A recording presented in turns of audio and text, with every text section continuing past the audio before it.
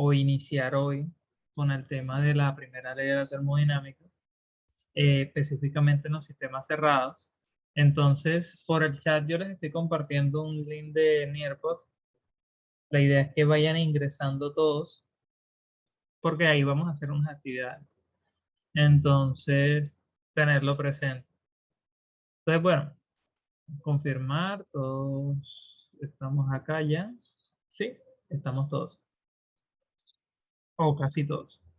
Hasta el momento hay 4 personas conectadas en el Nearpod. Entonces, la idea es que vayan conectándose todos. Entonces, eh, algo que también me gusta mencionar y siempre, cada vez que tenga la oportunidad, se lo voy a estar recordando. Y es que termodinámica, a pesar de que es una materia en la cual los parciales no están diseñados para que sean acumulativos, es decir, no es que ustedes en un tercer parcial de termodinámica nuevamente se les va a colocar un ejercicio llena esta tabla a partir de estas propiedades. No, no va a pasar eso. Pero ¿qué sucede? Resulta que en este curso, y ya es, digamos, por la misma naturaleza de él, un tema es prerequisito para poder entender el que sigue, el que sigue. ¿Listo?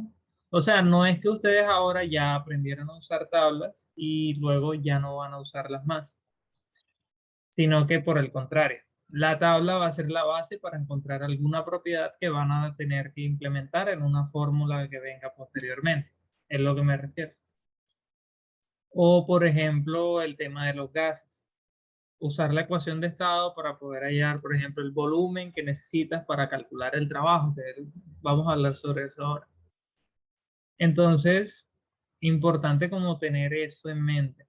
Que si, por ejemplo, todavía quedó alguna duda en un tema del parcial pasado, en el cómo se manejaba la tabla, cómo sé cuando estoy en vapor recalentado, cómo sé que estoy en mezcla, cómo sé que estoy en líquido saturado, cómo sé que estoy en líquido comprimido, ¿listo? O sea, tener eso bien claro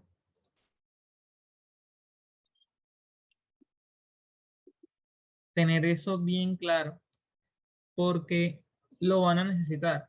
Entonces es muy triste que quizás ustedes entiendan muy bien la primera ley de la termodinámica o la segunda ley de la termodinámica, pero que quizás en el parcial, digamos, no se equivoquen por algo que quizás era del primer corte. Entonces, la invitación es aprovechen que todavía estamos empezando el curso y si tuvieron dificultades en su primer parcial, pregunten, estudien, para eso están las monitorías. Traten de reforzar eso, porque lo van a necesitar. Entonces, ya van 16 conectados acá en el NIRPUT. Entonces, vamos a iniciar el tema. Entonces, a mí no me gusta iniciar directamente diciéndole, bueno, el trabajo es esto, vamos a hablar de esto, estas son las ecuaciones, en general no. Vamos a hablar un poco sobre qué es esto, o sea, por qué estamos analizando ahora un concepto que es el del trabajo y qué relación tiene esto con la primera ley de la termodinámica, porque quizás están viendo que al inicio estamos hablando, bueno, primera ley de la termodinámica y empezamos por el trabajo. ¿Y por qué por el trabajo? Entonces, vamos a ver por qué. Resulta que la primera ley de la termodinámica hace referencia a la ley de la conservación de la energía. Es la misma ley de la conservación de la energía. Recuerden que esa básicamente es una ley que establece que la energía no se puede ni crear ni destruir, solamente se transforma. ¿Qué quiere decir eso? Que tú puedes transformar un tipo de energía de un punto A a un punto B y esta puede pasar a ser de un mecanismo de energía A a un mecanismo de energía B, o sea, ella se puede transformar. Entonces, en termodinámica, nosotros vamos a analizar 3 tipos de transferencia de energía, que es por calor, trabajo y masa.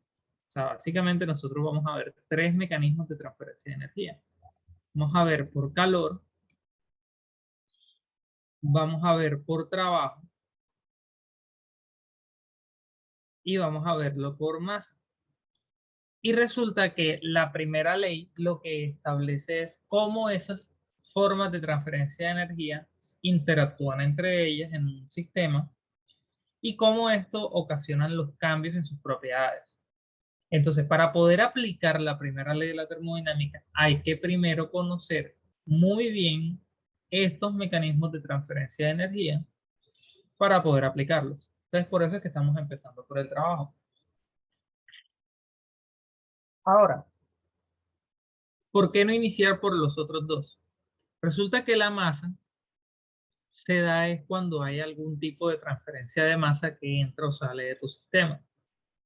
Y ahorita vimos que era un sistema cerrado. O sea, aquí en la diapositiva 1, la presentación, estábamos hablando de que estamos en un sistema cerrado.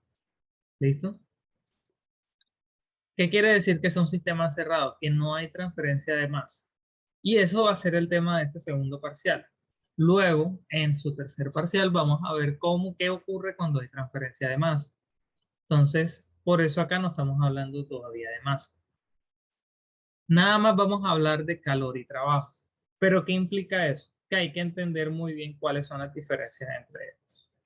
Ya ustedes tuvieron que haber escuchado que el calor se da cuando hay una diferencia de temperatura. O sea, si tú tienes un punto, digamos acá, A, y un punto B acá, y este está a una temperatura A, y este está a una temperatura B, y ahora tú conoces que A es mayor que la temperatura B, entonces, por tener el punto A una temperatura más alta que B, entonces va a existir una transferencia de energía que se da del punto A al punto B. ¿Por qué de A hacia B?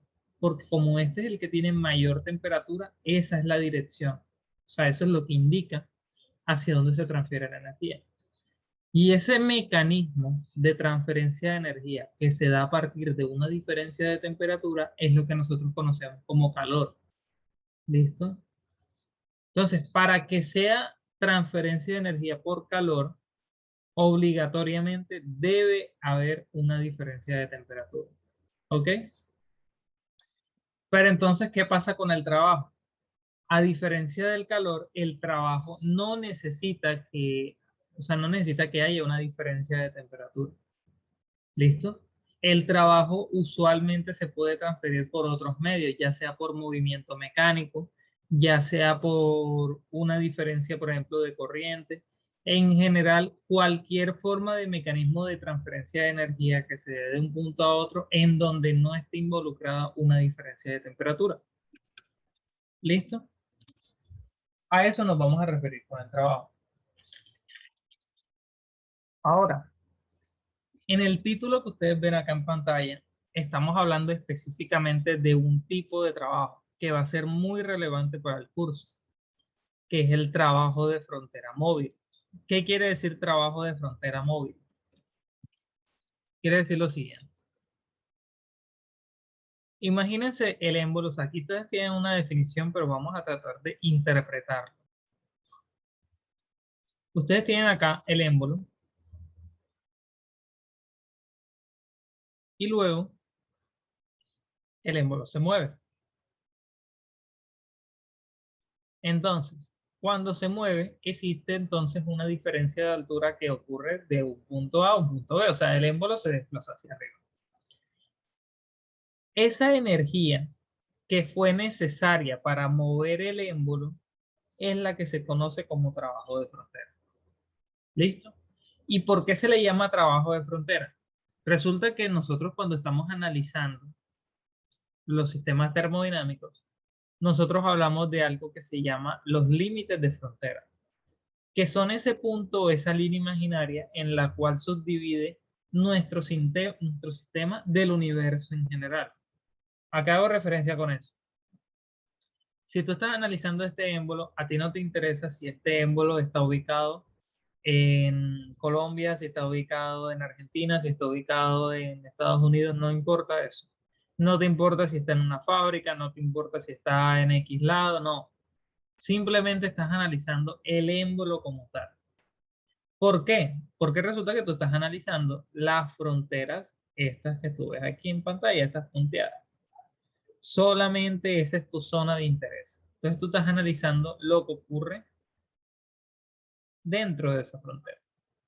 Entonces, ¿qué pasa? Que como una frontera es la que toca el émbolo y el émbolo se puede mover, entonces uno lo que analiza es la energía necesaria para que esa frontera se mueva, que es lo mismo que pues que el émbolo se esté moviendo.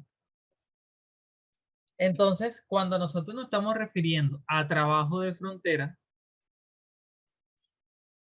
nos referimos primero que debe haber una frontera móvil, o sea, debe existir una frontera móvil, o sea, una frontera que se pueda mover. Y lo segundo que debe existir acá, o sea, es que nosotros tenemos que, pues, debe haber un movimiento.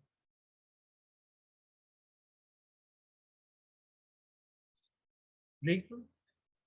Entonces, si hay una frontera que se puede mover y efectivamente hay un desplazamiento de esa frontera, entonces nosotros hablamos de que hay un trabajo asociado a ese movimiento de la frontera. ¿Listo? Entonces, siempre que ustedes tengan un cilindro de émbolo, por ejemplo, y ustedes quieran interpretar qué es el trabajo de frontera, eso es básicamente la energía necesaria para mover el émbolo, en términos simples. Eso es lo que está aquí expresado aquí en este texto. Entonces, esto se ve mucho en los procesos de expansión y compresión. ¿Listo? Entonces, hasta acá vamos bien. Sí, profe. Entonces, continuamos acá.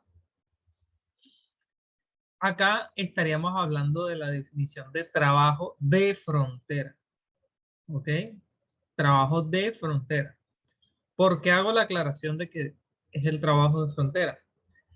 Recuerden lo que les comentaba al inicio. Si se transfiere energía sin necesidad de una diferencia de temperatura, eso ya es trabajo. Y no necesariamente el trabajo siempre va a ser de frontera. Les pongo ejemplos de los cuales no es así. Imagínense de que ustedes tienen ahora un tanque aquí y que ese tanque tiene un fluido. O sea, ustedes tienen un fluido aquí y ahora ustedes colocan una rueda de paletas acá. O sea, un eje con unas paletas a lo último y acá esto lo colocan a rotar a alta velocidad. Ese movimiento generado por la rueda de paletas también genera que exista una transferencia de energía hacia el fluido. Es decir, el fluido puede inclusive aumentar su temperatura a partir de ese movimiento de agitación. Esa transferencia de energía no se está dando por una diferencia de temperatura, por lo tanto no es calor. O sea, la diferencia de la temperatura no es lo que está ocasionando que eso se mueva, es lo que me refiero. Entonces, esa es una forma de transferencia de energía por trabajo que no es de frontera. ¿Listo? Es simplemente trabajo por agitación. En este caso lo llaman siempre trabajo de rueda de paletas en este libro. Otro tipo de transferencia de trabajo es que ahora, por ejemplo, ustedes tienen un cilindro de émbolo o puede ser un dispositivo rígido, un tanque, lo que ustedes quieran, y hay una resistencia eléctrica. Entonces, esa resistencia eléctrica le suministra una energía al fluido a partir del calentamiento que estaba teniendo por la diferencia de voltajes que tengas en un punto 1, punto 2, lo cual genera una corriente, o sea, por electricidad, en términos simples. Entonces, la diferencia de temperatura no es la fuerza motriz para que esta resistencia caliente el fluido, por decirlo de alguna forma. No, es la diferencia de voltaje, es decir, la electricidad. Entonces, siempre que se den esos escenarios, el trabajo no es de frontera, pero no es calor. O sea, es una forma diferente de trabajo. Entonces, ustedes van a ver que en este curso van a analizar trabajo de frontera, trabajo de paletas, trabajo de resistencia eléctrica. Luego van a ver trabajo de bombas, trabajo de compresores, trabajo de turbinas. En general, aquí alguien está alzando la mano, ¿sí? Samuel. Profe, cuando sucede ese tipo de de trabajo provocado por una resistencia eléctrica, eso se podría considerar como una inducción. Sí, de alguna u otra forma tú estás generando una corriente que pasa y eso genera un calentamiento. Entonces se podría entender de esa manera. Mm, gracias. ¿Sí? Inclusive, si ustedes vienen y agitan sus manos, o sea, empiezan a frotar las manos, entonces, si se dan cuenta, las manos empiezan a calentar. Ahí están haciendo una forma de transferencia de energía por trabajo. Entonces, en general, siempre que se dé un mecanismo de transferencia de energía, en donde la diferencia de temperatura no sea la fuerza motriz, o sea, lo que impulsa que se dé esa transferencia, eso es trabajo. ¿Listo? Tener eso presente, porque eso va a ser importante para el resto del curso. Entonces, específicamente hoy vamos a enfocarnos en el trabajo de frontera. ¿Por qué el trabajo de frontera merece una atención especial? Porque resulta de que hay diferentes procesos. Esto va a depender del tipo de proceso. Entonces, por definición, el trabajo de frontera va a ser igual a la integral del punto uno al punto 2 de P por el diferencial de volumen. Estoy seguro que esta fórmula ya la vieron en su curso de caloría ondas en algún momento, lo tuvieron que haber visto. Es integral. Pero acá, más allá de resolver la integral o de entenderla, cómo se resuelve, lo que vamos es a interpretar qué está haciendo referencia a la integral. Resulta que el trabajo es una función que depende de la trayectoria del proceso. ¿A qué hago referencia con que dependa de la trayectoria del proceso? Que no es lo mismo que si yo tengo, por ejemplo, un punto uno acá y un punto 2, no es lo mismo que yo me mueva así que me mueva así. No es lo mismo. Porque resulta que la trayectoria A es diferente a la trayectoria B y por lo tanto el trabajo que se da de A es diferente al trabajo que se da de B. ¿Sí? Es diferente. Primera anotación que hay que tener clara. Segunda observación que podemos ver acá. Es una integral definida entre dos puntos. De nuestro curso de cálculo 2, nosotros podemos conocer que esta integral definida es el área bajo la curva.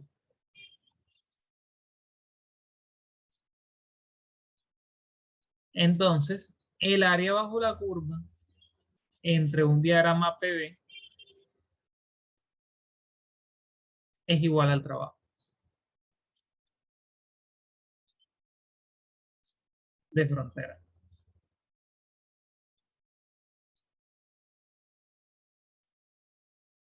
Segunda observación. Entonces, primera observación depende de la trayectoria. Segunda observación es igual al área bajo la curva. ¿Ok? ¿Qué quiere decir eso de que sea en función de la trayectoria? ¿Y qué quiere decir que una variable termodinámica no sea función de la trayectoria? Porque hay unas que no lo van a hacer. Es algo parecido a lo que pasaba en física. En física mecánica, ustedes veían lo siguiente. Cuando uno está iniciando un curso de física, a uno le mencionan la diferencia entre la distancia recorrida y el desplazamiento. Y uno le colocan siempre el mismo ejemplo. Uno le dice, bueno, Juan está aquí en su casa, punto A. Entonces Juan va a la tienda, recorre 5 metros. Juan llega al punto B, compra en la tienda y se devuelve otra vez mismo a su casa, los mismos 5 metros. Y le pregunta a uno, ¿cuál es la distancia recorrida? ¿Cuál es el desplazamiento? Entonces, el desplazamiento, o la distancia, digo, la distancia recorrida, en este caso serían 5 metros para llegar allá y luego 5 metros para devolverse, o sea, 10 metros. El desplazamiento, entonces sería cero. ¿Por qué cero? Porque él inició en el mismo punto, hizo un recorrido, pero volvió al mismo punto. Entonces, su desplazamiento es cero. Entonces, ¿cuál es la conclusión aquí? Que esto es una función de la trayectoria, sea, esto es una función de la trayectoria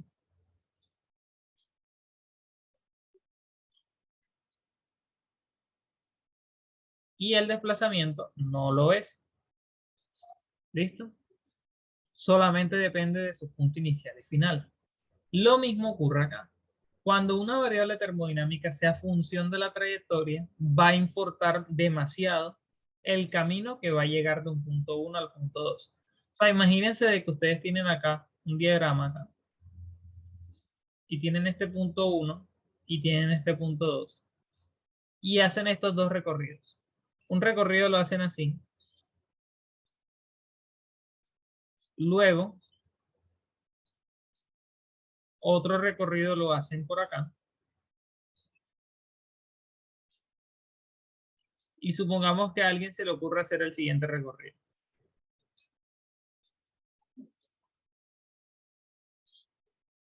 Alguien se puso creativo y hizo este recorrido. Entonces, en este camino A, en este camino B y en este camino C, el trabajo no va a ser el mismo. Van a ser diferentes. Entonces, tener eso en cuenta. ¿Por qué? Porque tenemos tres trayectorias diferentes. Entonces, por lo tanto, su distancia, digamos, para poder recorrer va a ser distinta. Tener eso presente. ¿Qué variable termodinámica, por ejemplo, no es función de la trayectoria? Y lo van a ver, que es la energía interna. La energía interna no depende de la trayectoria del proceso, solamente de su punto inicial y final. ¿Ok? Entonces, ya como última anotación en esta diapositiva, les debo mencionar lo del proceso cuasi equilibrio. Ustedes en este curso van a escuchar, o sea, en el libro siempre lo mencionan, que no, que este proceso se va a considerar que se da cuasi equilibrio. ¿Qué significa cuasi equilibrio? Que el proceso se da con suficiente tiempo, de tal manera de que él pueda llegar como tal a un estado. O sea, él va a llegar a un equilibrio entre comillas. Pero como ese equilibrio no es perfecto, entonces se le dice no equilibrio, sino cuasi equilibrio. Eso lo que quiere decir es que el émbolo se mueve despacio, o sea, el émbolo se mueve, llega al punto final, las propiedades obtienen un valor, o sea, digamos que esa es como la consideración que se está haciendo. En la realidad eso no ocurre. O sea, si ustedes ven, por ejemplo, un motor de combustión, que este es el cilindro y el pistón ustedes lo tienen acá, el movimiento que se da para que el émbolo se mueva es súper rápido. Eso no es un proceso positivo. ¿Ok? ¿Hasta aquí todo claro? Sí, profesor. Entonces, aquí lo que Profe, les mencioné. ¿puede devolverse un momento a la diapositiva anterior? Sí, claro. Ahora sí, profe. Entonces, acá, lo mismo que ya les acabo de mencionar, en función de la trayectoria, que si tienes una trayectoria A, B y C, entonces no es lo mismo pasar de A, B y C, lo que les acabo de comentar. ¿Listo? Entonces, vamos a pasar a algunos ejercicios. O sea, la última media hora la vamos a aprovechar en unos problemas que vamos a hacer entre todos. Entonces, ¿cuál es la idea? A ustedes les va a aparecer esto en pantalla, este problema que está aquí. Entonces, les van a pedir el trabajo de frontera, pero inicialmente yo lo único que les voy a pedir es que hagan el diagrama PD. Entonces, para que no se sientan quizás intimidados con el tema de los nombres, yo voy a ocultar los nombres. O sea, nadie aquí va a saber de quién es el dibujo que está acá. ¿Ok? Pero lo importante es que todos participen. Entonces, a partir de los datos que estén aquí, van a dibujar cómo creen ustedes que es el proceso del punto uno al punto 2. Cuando ya todos tengan ese dibujo, entonces hacemos el ejercicio entre todos. O sea, se los explico de forma general. Pero inicialmente intentan hacer el diagrama.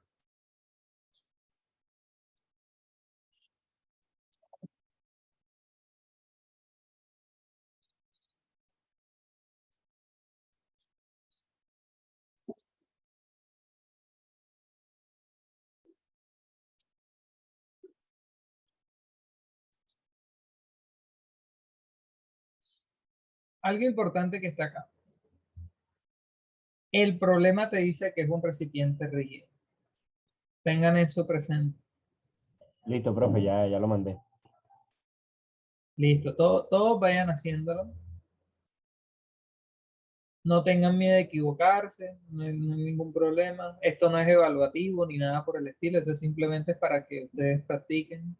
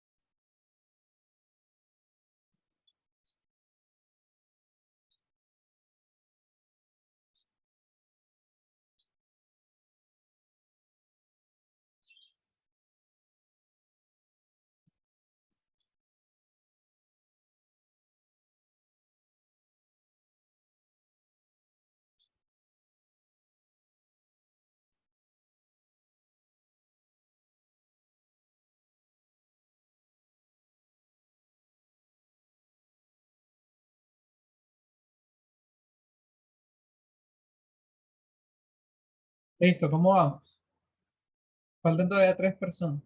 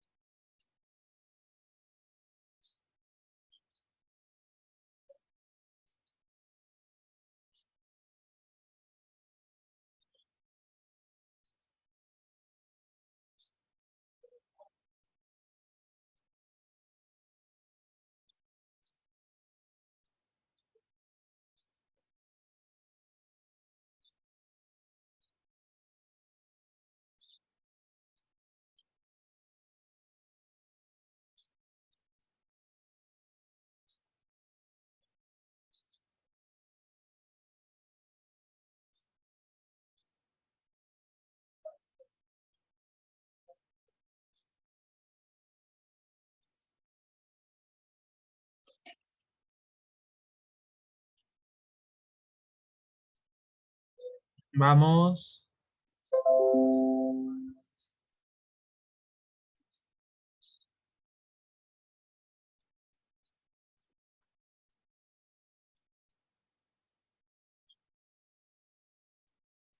Bueno, entonces miremos. Acá todavía falta alguien por hacer el dibujo. Tenemos un esquema, muy parecido. Ahora les damos retroalimentación a todos acá. Acá hay un dibujo, acá hay otro, otro, acá hay otro, acá hay otro. ¿Listo? Entonces vemos opciones que se parecen, otras que no. Como les digo, la intención aquí es que entre todos lleguemos a una solución. Entonces, les voy a compartir acá el tablero y lo vamos a hacer entre todos. Se nos dice o se nos menciona un recipiente rígido. Siempre de que les hablen de un recipiente rígido,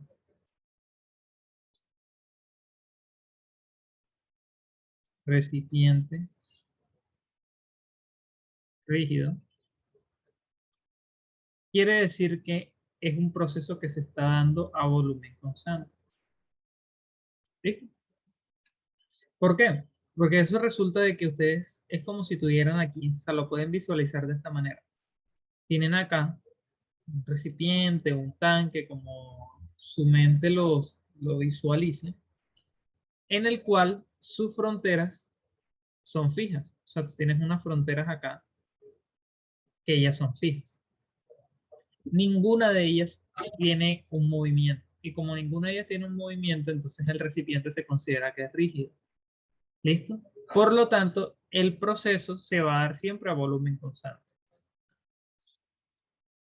Entonces, esto es un ejemplo claro de que hay ejercicios los cuales no te hablan como tal textualmente, mira, es un proceso a volumen constante, no, sino que te lo dice por medio de otras palabras y te da a entender que es a volumen constante. Entonces, importante interpretar eso. Entonces te dicen de que inicialmente, o sea, en el punto 1 tienes una presión 1 de 500 kilopascales y tienes una temperatura 1 de 150 grados Celsius. Luego te dicen de que hay una transferencia de calor y la presión 2 baja hasta 400 kilopascales hasta una temperatura 2 de 65 grados. ¿Listo? Entonces, ¿qué pasa? Hay una disminución de presión, pero el volumen permanece constante. Entonces, primer punto, tener en cuenta el momento de elaborar el diagrama. Colocar que efectivamente acá hay un volumen. No sabemos cuál es, no se nos está pidiendo, pero colocar que ahí hay un volumen, que es en el que ustedes están evaluando. Primero. Segundo, identificar cuál es su punto 1 y colocar 1 y acá colocar 2. Aunque parezca esto una bobada, colocarle el número de dónde pertenece, qué estado es, eso es súper importante. Se lo explico por qué. Resulta de que en ingeniería nosotros generalmente nos comunicamos por medio de gráficos, o sea, un lenguaje en el cual los ingenieros deben aprender tanto a comunicarse como a interpretar, son los gráficos. Por eso en esta asignatura siempre se les va a pedir gráficos. Siempre en el parcial un punto va a ser, haga el gráfico del proceso. Eso siempre va a pasar. Y la razón es por esto, porque ustedes tienen que aprender a elaborar este tipo de gráficos. Entonces, una parte importante de esto es que ustedes los elaboren de tal manera de que una persona que no sea experta en la materia pueda entender su gráfico. Entonces, es importante que ustedes indiquen cuál es el punto 1, cuál es el punto 2. Porque si ustedes lo colocan así, sin estos dos, ¿Cuál es el punto 1 y cuál es el punto 2? Yo no lo sé. El que elabora el gráfico lo sabe, pero uno no hace los gráficos o uno no escribe textos, uno no resuelve cosas o tú no diseñas un sistema, por ejemplo, si eres ingeniero eléctrico, tú no diseñas un sistema eléctrico para ti solo, tú lo diseñas para que eso pueda ser aplicado en algo. Si eres ingeniero mecánico, tú, por ejemplo, tú no diseñas un, para que, bueno, tantas cosas que podrías hacer, por ejemplo, un sistema, por ejemplo, tú no diseñas un sistema de refrigeración para no usarlo. Eso tú lo diseñas es para que la sociedad en general lo pueda utilizar. Entonces, en general, uno siempre elabora cosas para que otros puedan hacer uso de esto. Lo mismo pasa con los gráficos. Tú los elaboras para que otra persona sea capaz de interpretar. En este caso, pues seríamos nosotros los profesores. ¿Listo? Entonces, punto uno, punto dos. El proceso pues se da en línea vertical porque es a volumen constante. Y otra cosa que es importante, colocar la dirección del proceso. Entonces miren los componentes que debe tener su diagrama. Debe tener ubicación de la presión y el volumen. Debe tener marcado cuál es el punto 1 y cuál es el punto 2. Y debe tener cuál es la dirección del proceso. Importante esos tres puntos que acabo de mencionar en todo diagrama. ¿Sí? Ahora, vamos a la pregunta. Nos mencionan cuál es el trabajo. Entonces nosotros podemos decir, bueno, trabajo de frontera igual a la integral de 1 a 2 dp por db.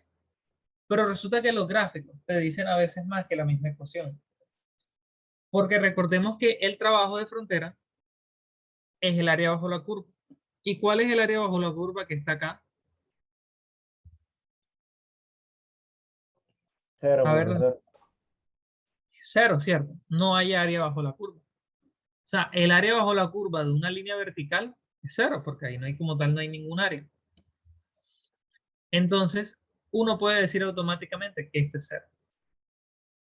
Entonces, conclusión, trabajo de frontera en todo proceso a volumen constante siempre es cero. Si se dan cuenta, acá no estamos teniendo en cuenta de que sea aire, que si es agua, que si es refrigerante, que sea argón, que sea helio, que sea la sustancia que ustedes se puedan imaginar. Independientemente de eso, siempre que se dé un proceso a volumen constante, el trabajo de frontera es cero. ¿Listo? Conclusión acá. O sea, acá trabajo de frontera a volumen constante.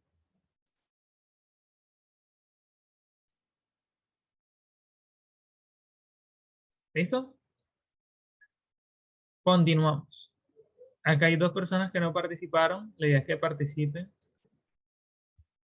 Aquí está lo que vimos hoy. ¿Ok? Continuamos acá. Segundo ejercicio. Y muy probablemente este sea el último que hagamos. Ya por hoy. Entonces nos mencionan un dispositivo sin fricción que consta de cilindro émbolo, contiene 10 libramasas de vapor a 60 pSI y 320 grados Fahrenheit. Se transfiere calor al vapor hasta que la temperatura alcanza 400 grados Fahrenheit. Si el émbolo no está unido a una flecha y su masa es constante, determina el trabajo que realiza el vapor durante este proceso. Entonces, mismo ejercicio. Primero hagan el gráfico y luego tratamos el tema del trabajo entre todos.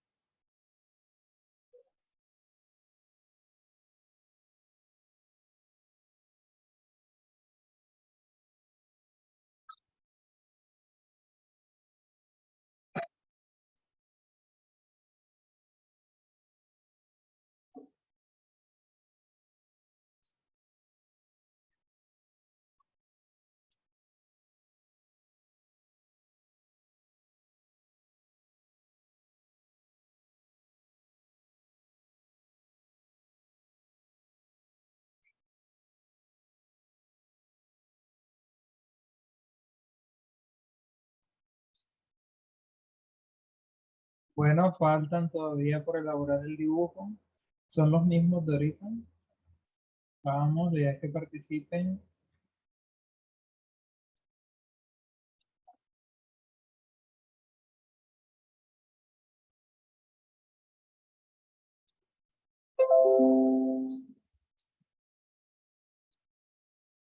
Entonces vamos a terminar este ejercicio.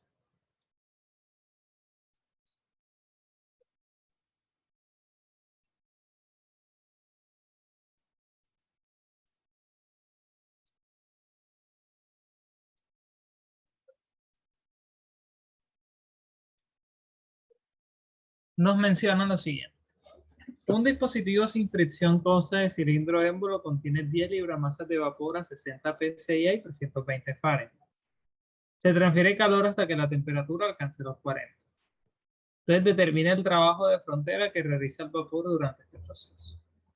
Entonces, siempre que les hablen de un dispositivo émbolo sin fricción, eso hace referencia a que la presión es constante. ¿Listo?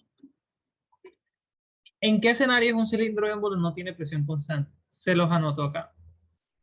Caso 1. El émbolo tiene un resorte. Ahí la presión no es constante. Caso 2.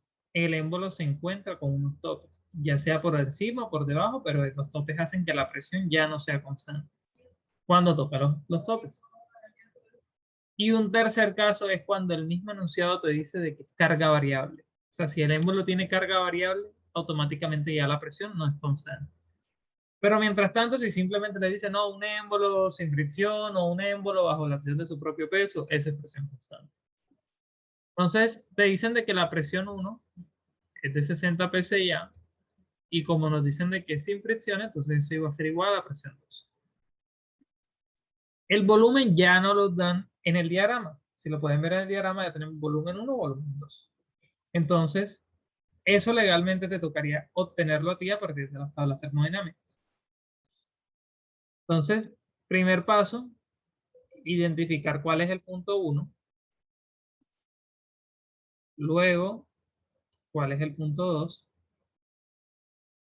Unificarlo como expresión constante en una línea horizontal y la flecha. De esa manera ya queda identificado cuál es el proceso. Ahora, nosotros sabemos que el trabajo es el área.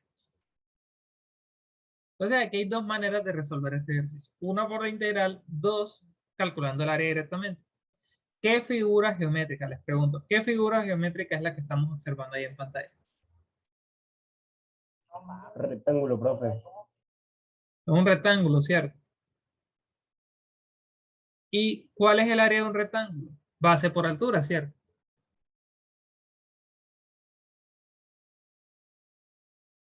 Entonces, ¿cuál es la base?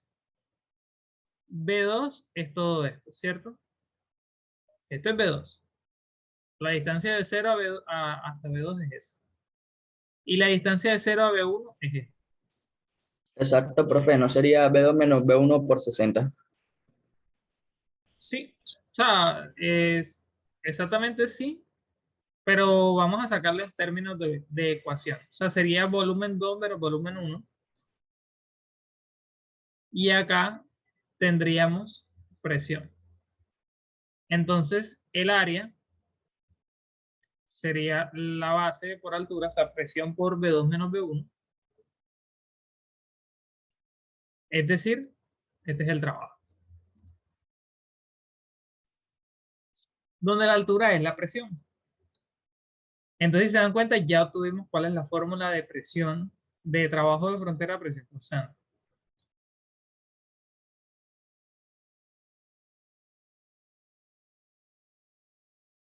Otra manera de hacerlo, como la presión es constante, sale del integral y te queda de 1 a 2 de dB, lo cual es P por B evaluado de 1 a 2, lo cual es P por B2 menos B1. Llegas a la misma conclusión. Entonces, ¿esto por qué se los muestro? Por el poder que tiene el gráfico. Con el gráfico ya tú sabes cuál es la ecuación del trabajo. Y eso muchas veces va a pasar. No tienes que resolver la integral. El mismo gráfico te va a decir, mira, el trabajo es esto. Entonces, vamos a terminar el problema. Entonces, trabajo es igual a 60 PSI, que es la presión, por el volumen 2, que el problema te dice que es 8.3548 menos 7.4863. Eso da en pie cúbico sobre libra masa. Entonces, 60 por 8.3548 menos 7.4863 da 52.11. O sea, 52.11 PSI pie cúbico sobre libra masa. Pero resulta que, así como en el sistema internacional la energía está dada en joules, en el sistema inglés la energía está en BTU.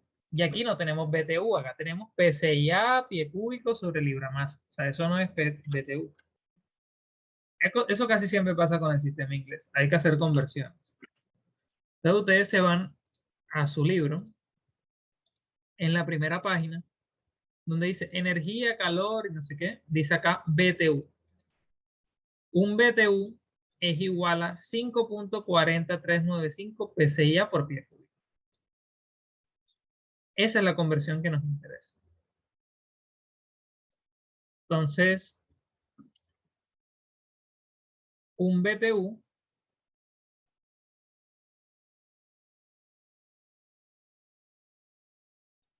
es igual a 5.40395 PSI por pie cúbico. Entonces hacemos esa conversión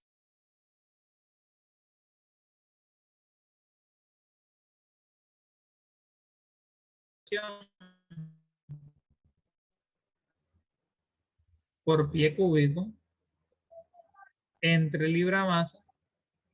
Entonces nosotros decimos, bueno, un BTU es igual a 5.40395 PSI por pie cúbico. Y este se va con este. Por lo tanto, tienes que el trabajo es 52.11 entre 5.40395. Eso da 9.643 BTU sobre libra masa. Entonces observen algo. Nos da BTU pero sobre libra masa. ¿Y eso por qué? Es porque el volumen que tenemos acá es volumen específico. Eso se le llama trabajo por unidad de masa. O sea, ustedes aquí están obteniendo 9.643 BTU por cada libra masa de sustancia. Para ustedes le piden es el trabajo total. Entonces la manera de diferenciarlo es trabajo por unidad de masa se coloca con W minúscula. Trabajo por total sería W mayúscula. Esa es la masa por el W específico. Entonces sería 10 libra masa por 9.643 BTU sobre libra masa, lo cual es igual a 96.43 BTU. Y de esa manera ya obtenemos el trabajo. Entonces, en general, para cualquier proceso a presión constante, trabajo va a ser igual a presión por diferencial de volumen.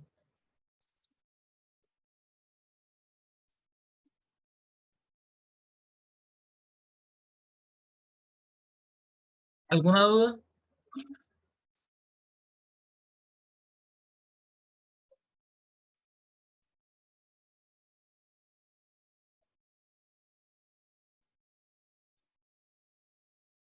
Entonces veamos acá.